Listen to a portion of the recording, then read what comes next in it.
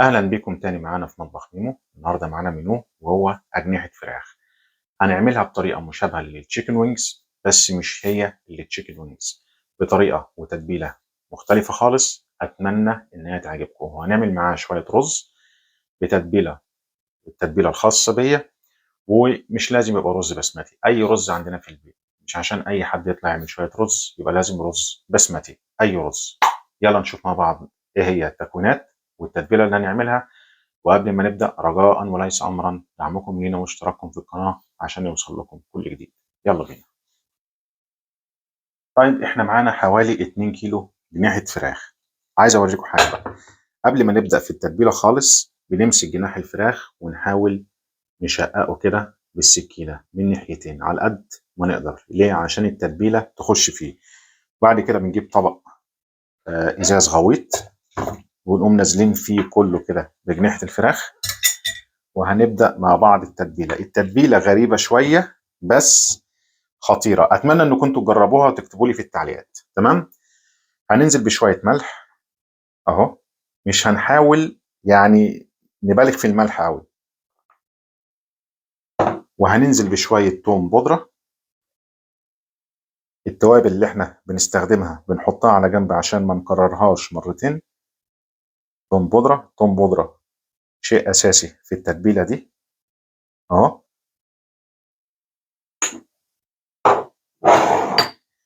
وهننزل بشوية كزبرة ناشفة.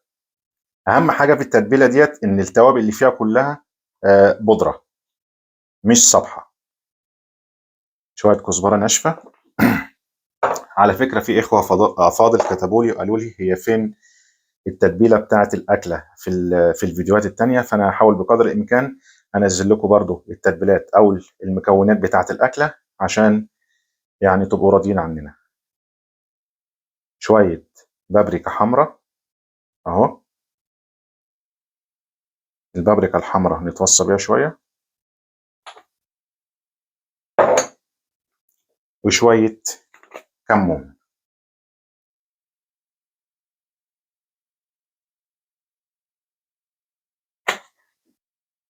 شويه فلفل اسمر. ما تقلقوش انا هكتب لكم التتبيله ديت ان شاء الله في اسفل الفيديو. شويه فلفل اسمر. وندعه بسيطه من جوز الطيب. وزي ما بقول لكم كل مره اي اكله فيها جوز الطيب بحذر وبقول ما نكترش منها قوي عشان ما تمررش الحاجه على قد ما هي حلوه بس بتمرر الاكله. وهننزل بشويه جنزبيل بودره برضو. الجنزبيل حلو يا جماعه في التتبيل، جميل جدا. حتى شفت انا كترت منه وصحي. وهننزل بقى بملكة التتبيل وهي الصويا صوص.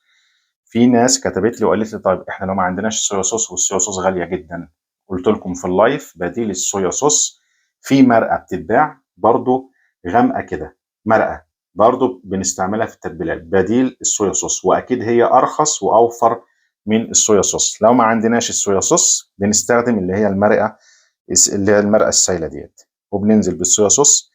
انا قلت لكم ليه ما نكترش في الملح من الاول، عشان الصويا صوص بيبقى فيها نسبة ملح عالية. طيب شوفوا بقى هننزل بشوية دقيق معانا اهو.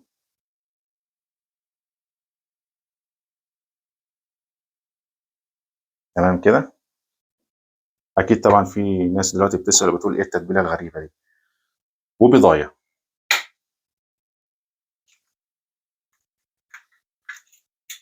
اهي. وبعد كده في الاخر خالص بنقوم نازلين بشوية عسل.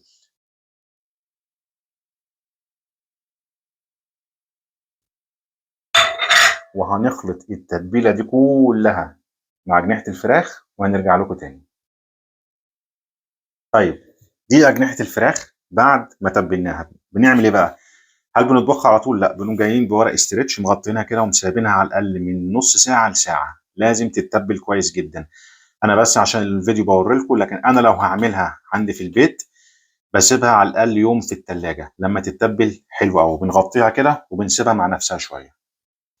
طيب بالنسبه للرز بقى، هنجيب حله، هننزل بحته زبده فيه زي ما انتم شايفين كده، وهننزل بشويه زيت، زيت زيتون، زيت عادي الزيت المتوفر عندنا. تمام كده. بعد كده عندي 3 ورقات لوري، شويه حبهان، ويعني نص قطعه قرفه. انا ما بحبش اكتر من قرفه كتير عشان بيبقى طعمها يعني فاقع شويه. وبنزل بحوالي 3 أو 4 مسامير من اللي هو القرنفل، بنزل بيهم في الزيت والزبده، وبحمرهم كويس قوي لغايه ما ريحتهم تطلع. على فكره في ناس بتحط لومي، انا يعني ماليش في اللومي قد كده، اللي هو الليمون الجاف، ما اعرفش انا بنطق اسمه صح ولا لا، فيا ريت تكتبوا لي في التعليقات. اسمه لومي، اللي هو الليمون الجاف ده، انا ماليش فيه بصراحه. وبقعد اقلب كده. بعد ما الريحه بتطلع، بقوم جاي نازل بشويه جزر مبشور زي ما انتم شايفين كده اهو،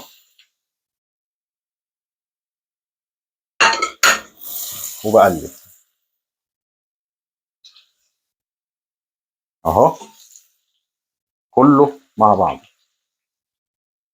بعد كده بقوم جاي نازل بسنه بسيطه خالص من اللي هي جوز الطيب، سنه بسيطه خالص.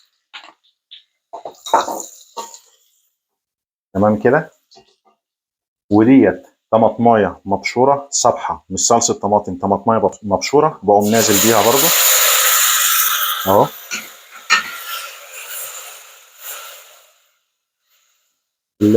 خلطه الرز دي هتعجبكم قوي بصراحه، يعني الريحه ما اقولكمش اهو. طيب، ودي عندي شوربه فراخ، تمام، مش مرقه، شوربه فراخ، بقوم نازل بيها اهي،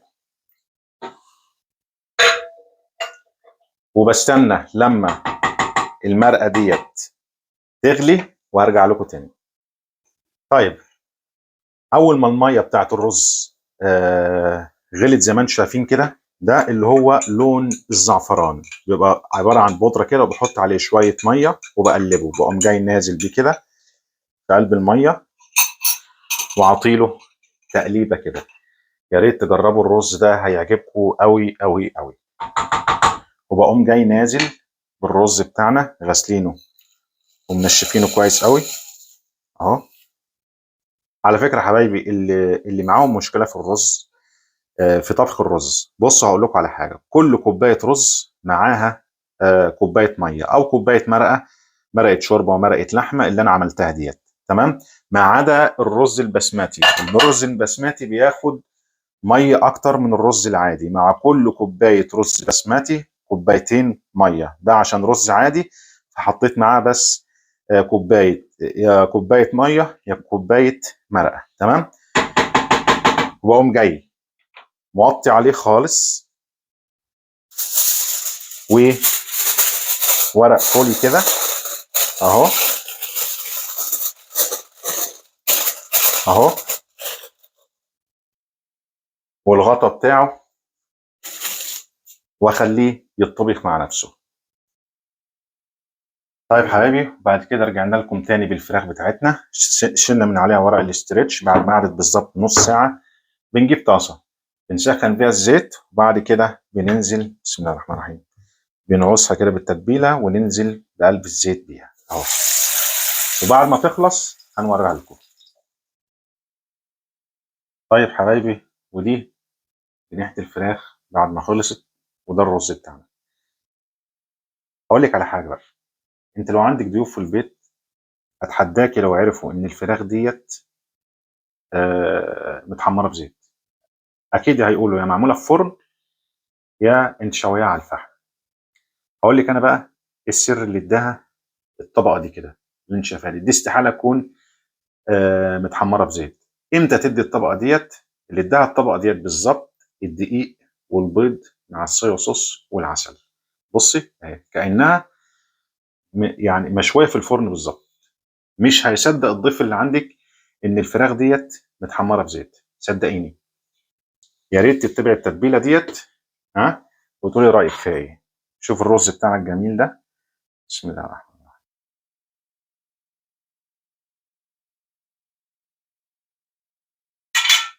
خطير. شوف الفراخ بتاعتنا، بصي عامله ازاي، دي متحمره في زيت، محدش يصدق ان هي متحمره في زيت. بسم الله. مستويه يعني اهي.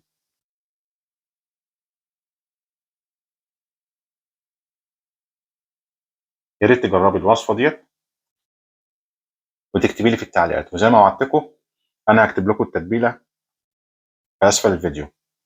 ولو كان الفيديو الفيديو عجبكم فما تبخلوش علينا بشير ولايك وسبسكرايب عشان يوصل لكم كل جديد منا، واشوفكم في فيديو قادم ان شاء الله. السلام عليكم.